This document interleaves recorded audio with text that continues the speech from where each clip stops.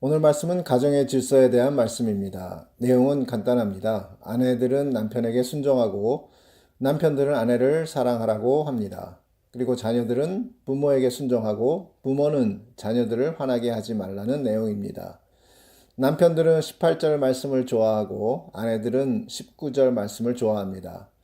남편들은 나한테 순종하면 왜 내가 당신을 사랑하지 않겠어? 라고 말합니다. 그러면 아내들은 당신이 나를 사랑하면 왜 내가 당신에게 순종하지 않겠어? 라고 말합니다. 성경은 왜 이런 내용을 기록했을까요? 왜냐하면 남편들은 자신들의 아내가 순종하지 않는다고 생각하고 아내들은 남편이 사랑하지 않는다고 생각하기 때문입니다. 가정은 하나님께서 창조하신 가장 작고 기본적인 공동체입니다.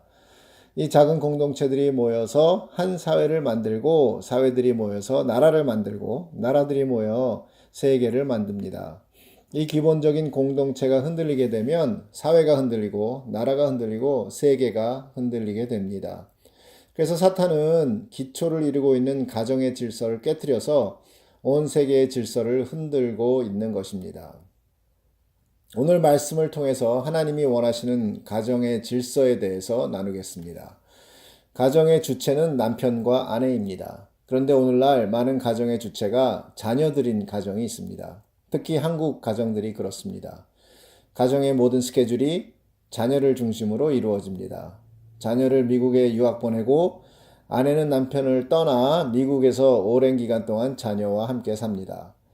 성경은 부모를 떠나 그의 아내와 합하여 둘이 한 몸을 이루라고 했는데 아내는 부모를 떠나는 게 아니라 남편을 떠납니다. 미국에 이민 오면서 부모님들은 자녀들에게 너희들 때문에 우리가 이민 왔다고 하면서 밤낮 일만 하느라 자녀들에게 참 가정의 모습을 보여주지 못했습니다. 자녀들이 기억하는 부모는 밤낮 일만 하느라 지친 가운데 서로 다투는 모습밖에 없습니다.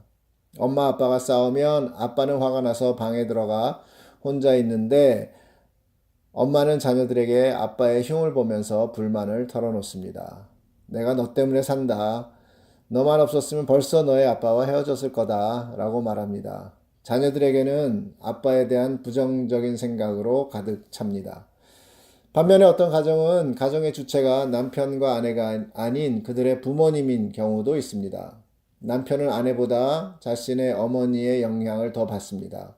어머니가 슬퍼하면 온 집안이 슬픕니다. 어머니가 힘들어하면 온 집안이 힘듭니다. 아내의 기분과는 상관없이 어머니에 따라 남편의 마음도 흔들립니다. 그리고 그렇게 사는 것이 어머니에게 효도하는 것이라고 생각하고 남편은 오히려 아내를 나무랍니다. 저희 부부는 처음 결혼해서 저희 부모님 댁에서 걸어서 5분 거리에 살았습니다. 자주 부모님 댁을 방문했습니다. 결혼 초였기 때문에 저희 부모님은 제 아내가 잘못하는 부분들을 자주 지적하곤 했습니다. 지금 생각해보면 잘못한 것이 아니라 제 마음에 안 든 것, 제 아내 집 방법과 우리 집 방법이 달랐을 그런 것이었는데 그것을 잘못이라고 지적했던 것입니다. 그렇게 잘못을 지적받고 집에 오면 제가 아내를 사랑하는 마음으로 위로해 줬으면 얼마나 아름다운 가정이 되었겠습니까? 하지만 집에 와서 저는 오히려 좀 잘하라고 아내를 야단치며 자주 싸웠습니다. 가정의 주체가 남편과 아내라는 말은 가정에서 영향력을 끼치고 가정을 세워나가는 주체가 남편과 아내가 되어야 한다는 말입니다. 남편과 아내는 자녀나 부모의 영향력을 받아 이리저리 흔들리는 것이 아니라 오히려 그들에게 영향력을 끼치는 존재가 되어야 한다는 말입니다. 이러한 영향력 있는 남편과 아내의 기본이 아내는 남편에게 순종하고 남편은 아내를 사랑하는 것입니다. 이것이 가정이라는 공동체를 만드신 하나님의 뜻입니다. 남자와 여자는 서로 다르게 만들어졌습니다. 남녀의 다른 점을 연구해서 발표한 책들이 있는데 그 중에서 몇 가지 정리해 보면 다음과 같습니다. 남자는 머리로 세상을 본다. 여자는 가슴으로 세상을 본다.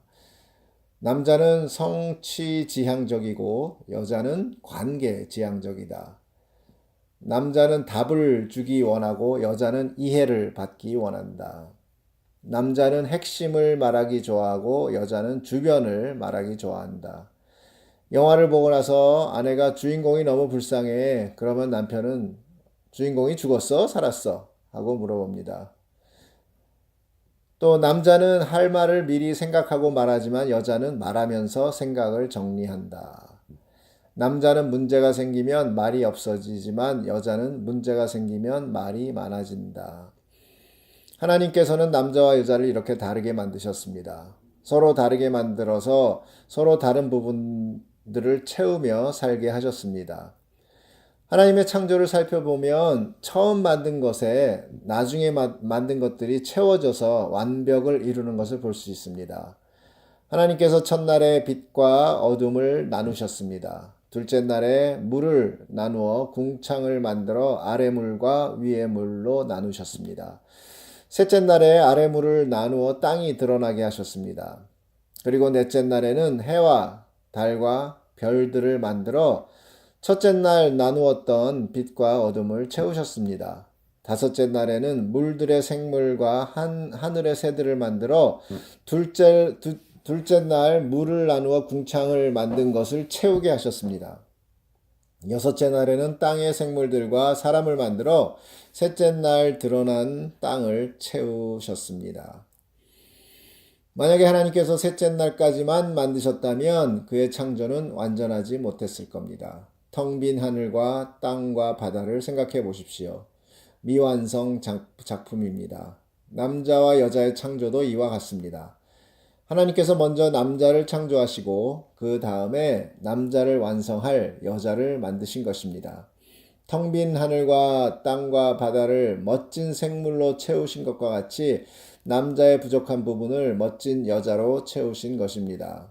그래서 하나님께서는 여자를 만드실 때 남자가 혼자 사는 것이 좋지 않으니 그를 위하여 돕는 배필을 만들겠다고 말씀하셨습니다. 이 말은 둘 중 어느 하나가 더 높거나 낮다는 뜻이 아니라 서로 다르게 만들어진 남자와 여자가 합하여 완벽한 사람을 이룬다는 말입니다. 남편은 인정을 받을 때 가장 행복하고 아내는 사랑받을 때 가장 행복하다고 합니다. 그런데 남편이 가장 인정받고 싶어 하는 사람은 바로 아내로부터입니다. 다른 사람들이 100번 인정하는 것보다 아내로부터 받은 한 번의 인정이 남편을 진정 행복하게 만드는 것입니다.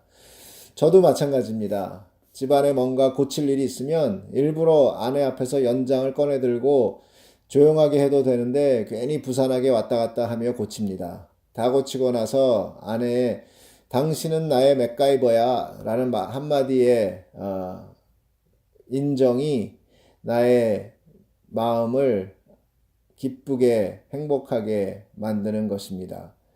남편을 인정하려면 하나님 앞에 있는 남편을 믿어야 합니다. 남편이 모든 일을 잘해서 믿는 것이 아니라 남편의 마음을 믿는 것입니다. 남편의 성공도 믿고 남편의 실패도 믿습니다. 이렇게 남편을 믿을 때 남편에게 순종할 수 있습니다. 우리가 하나님께 순종하는 것은 하나님을 전적으로 신뢰하고 믿기 때문입니다. 순종은 억지가 아니라 마음에서 우러러 나와야 합니다. 마음에서 우러러 나오려면 상대방에 대한 확실한 믿음이 있어야 합니다. 아내는 사랑받을 때 가장 행복합니다. 아내를 사랑하는 구체적인 방법을 연구해서 발표한 내용 중에 몇 가지를 정리하면 다음과 같습니다. 첫째, 아내의 편이 되어주라. 아내는 답을 찾고 있는 것이 아니라 내 편을 찾고 있는 것이다. 자기 편을 찾고 있다는 말입니다. 그리고 아내가 말할 때 옳고 그름을 생각하지 마라. 아내는 원래 말이 많다. 또 아내는 말하면서 스트레스를 푼다. 말을 막아버리면 여자는 우울해진다. 정리해보면 아내의 편이 되어주고 말하는 것 들어주는 것이 바로 아내를 사랑하는 방법입니다. 물론 꽃이나 선물을 사줄 수도 있습니다. 하지만 1년에 한두 번 하는 이벤트보다 평소에 아내 편이 되어주고 말을 들어주는 것이 아내는 남편의 사랑을 받고 행복해 합니다. 남편이 남편 구실을 잘하지 못하는 것은 남편 구실에 대해 배운 적이 없기 때문입니다. 아내가 아내 구실을 잘하지 못하는 이유도 아내 구실에 대해 배운 적이 없기 때문입니다. 대부분의 부부들은 결혼을 하면 상대방이 내 말을 잘 들어주고 행복하게 살 것이라는 막연한 생각에 결혼합니다. 그런데 현실은 그렇게 만만치 않습니다. 상대방에게 내 말을 듣게 하는 것이 생각보다 쉽지 않습니다. 그래서 서로 다툽니다. 그리고 부부 사이는 점점 멀어집니다. 이렇게 고장난 부부 사이를 고치기 위해서는 부부 사이를 만든 분에게 가서 후속 서비스를 받아야 합니다. 그런데 사람들은 세상에서 상담을 받아 고쳐보려고 노력하지만 실패하는 경우가 많습니다. 부부 사이를 만드신 분은 바로 하나님이십니다. 우리는 고장난 부부 사이를 고치려면 하나님에게 나아가야 합니다. 바로 하나님의 말씀인 성경이 말하고 있는 부부 사이의 건강한 모습을 보고 배워야 합니다. 그런데 아내가 남편에게 순종하고 남편은 아내를 사랑한다는 간단명료한 부부 사이 가르침이 사뭇 생소합니다. 아내는 남편에게 순종하는 것이 자기를 낮추는 것이라고 생각하고 남편은 아내 사랑을 어떻게 해야 하는지 잘 모르기 때문입니다. 이렇게 고장난 부부 사이에서 태어난 자녀들은 고장난 부부 사이의 뒷모습을 보며 따라옵니다. 그리고 그렇게 사는 것이 부부 사이인 줄 알고 그렇게 배웁니다. 이것은 결코 하나님이 원하시는 건강한 부부 사이가 아닙니다. 아내가 남편에게 순종하는 것은 신분의 높낮이를 뜻하는 것이 아닙니다. 하나님께서 남자와 여자를 다르게 만들었다는 것을 인정하고 서로 다른 두 사람이 하나가 되어 하나님이 원하시는 완전한 공동체를 이루어야 합니다. 곧 남자와 여자를 만드신 하나님을 믿는 믿음으로 남편을 믿어주고 인정해 주는 것입니다. 남편도 하나님을 믿는 마음으로 아내를 믿고 사랑하는 것입니다. 나와 다르게 약한 그릇으로 만들어주신 아내의 편이 되어주고 아내의 말을 들어주는 사랑을 하시기 바랍니다. 이렇게 남편과 아내가 서로 믿으며 순종하고 사랑하는 모습이 자녀들에게 보여져야 합니다. 물론 아무 실수 없이 완벽한 삶을 살라는 말이 아닙니다. 무슨 일을 만나든지 서로 믿고 하나님 앞으로 나란히 나아가는 것을 말합니다. 우리 부모님은 슬플 때나 기쁠 때나 평안할 때나 힘들 때나 변함없이 하나님을 의지하고 흔들리지 않는 모습 속에서 우리 자녀들도 하나님을 의지하는 법을 배웁니다. 아내가 남편에게 순종하는 모습을 보면서 자녀들도 부모님에게 순종합니다. 남편이 아내를 사랑하는 모습을 보면서 부모님으로부터의 사랑을 받으며 기뻐합니다. 이렇게 가정의 주체는 남편과 아내가 되어서 긍정적인 영향력을 발휘해야 합니다. 어떤 분은 이렇게 말할 것입니다. 이미 못 볼 걸 다 보였는데 이제 와서 어떻게 고치나? 진작 알았으면 잘해보려고 노력이라도 했을 텐데 그렇게 생각하지 마십시오. 하나님은 우리를 새롭게 하시는 분입니다. 옛 것은 지나갔으니 보라 새 것이 되었다고 말씀하십니다. 지금부터 우리가 하나님의 가정 매뉴얼을 따라 나의 옛 마음을 버리고 하나님이 주시는 새 마음으로 아내는 남편에게 순종하고 남편은 아내를 사랑하면 거듭난 새 가정이 될 것입니다. 그러면 자녀들도 부모님에게 순종하고 그런 자녀들을 존중해주는 부모가 되어 온 가정이 영향력 있는 하나님의 가정이 되는 것입니다. 아름다운 가정생활은 공식을 따라 이루어지는 것은 아닙니다. 그래서 사도 바울은 가정 이야기를 하기 전에 먼저 3장 9절과 10절 골로새서에서 옛날에 여러분은 이미 죽었고 이제는 새 사람이 되었습니다. 이 새 사람은 여러분 안에 새 생명을 창조하신 하나님의 모습을 따라 참된 지식에 이르도록 새롭게 되어가고 있습니다. 라고 말한 것입니다. 나의 옛사람이 죽고 새 사람이 된 사람에게 주시는 하나님의 참된 지식은 머리로 이해하는 것이 아니라 가슴으로 이해하여 새롭게 되어가는 것입니다. 고장난 부부 사이가 새롭게 되는 것은 옛 관계가 죽고 새 관계가 만들어져 아내가 남편에게 순종하고 남편이 아내를 사랑하면서 세워지는 것입니다. 이 또한 내가 하려고 노력하는 것이 아니라 하나님께서 주신 새 사람 안에 계신 성령님께서 순종하는 마음, 사랑하는 마음을 주시기 때문에 저절로 되어지는 것입니다.